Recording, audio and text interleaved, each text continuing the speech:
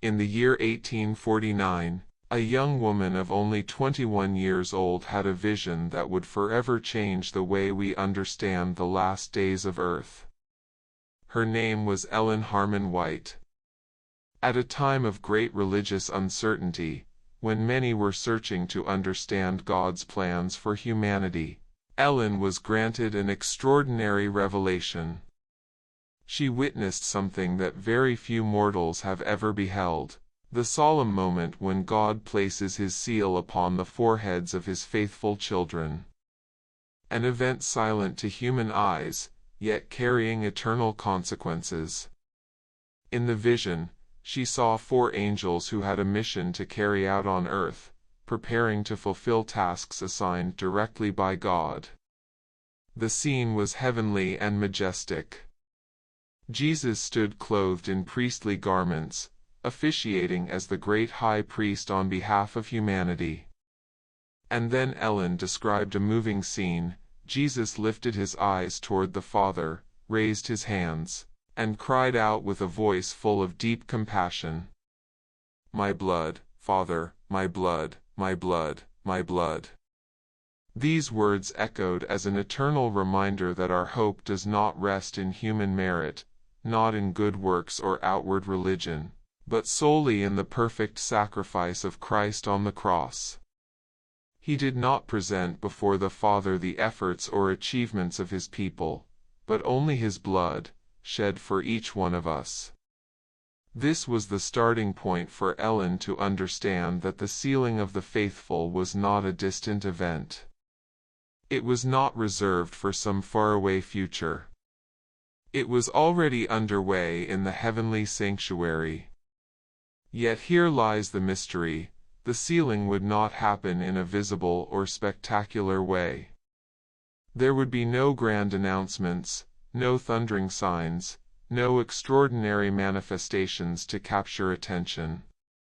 On the contrary, it would be a discreet work, almost imperceptible.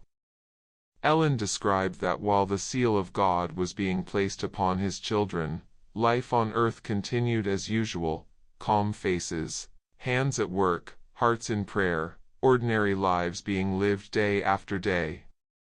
And yet, in heaven, a solemn work was being completed over them.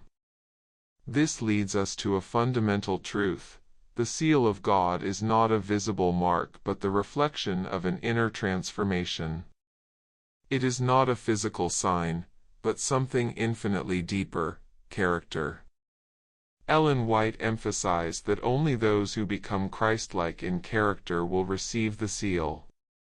It is not a perfection achieved by human effort, but a life surrendered, dependent, transformed by the constant indwelling of the Holy Spirit. The seal is, in essence, God's approval upon those who have allowed His grace to shape every aspect of their lives. It is like a divine signature upon a heart that already belongs to Him. But Ellen was also shown the most solemn moment in history: the instant when Jesus would leave the throne of mercy and end His intercessory work. When that moment comes, every human destiny will be eternally fixed. The righteous will remain righteous, the wicked will remain wicked. The door of grace will be closed, and there will be no second chance. This is the point of no return. Eternal decisions will already have been made, even though on earth many will still be living as if nothing had happened. Ellen warned that many would seek external signs as proof of their salvation: dreams, visions, spectacular manifestations. But she declared clearly, the true seal of God will not appear in this way. It will come like the morning light, like the dawn that rises slowly, quietly, but steadily, until it shines in full clarity. Meanwhile, the world will continue its routine. People will be busy with business, concerns, plans, and distractions, at the very moment when Christ ends His intercession. Perhaps this is the most solemn part: while many are occupied with earthly things, The eternal destiny of humanity will be decided in heaven. But there is an even more moving scene in Ellen's visions. Many of the sealed will continue their lives without even realizing they have received the seal. Simple men, devoted mothers, faithful young people, humble servants, all living their daily Christian walk, not considering themselves worthy, not even fully aware of their spiritual condition. The striking detail is that the true sealed ones never consider themselves worthy of the seal. They see their weakness, their need of Christ, their constant dependence on grace. But those who consider themselves worthy, in reality, do not have it. Yet the moment will come when the invisible will become visible. That which was accomplished silently in the hearts of the faithful will be revealed in glory before the entire universe. Ellen described the faces of the saints illuminated by the presence of God. It was not an artificial light, nor a passing enthusiasm, but the natural reflection of the inner transformation wrought by the Holy Spirit.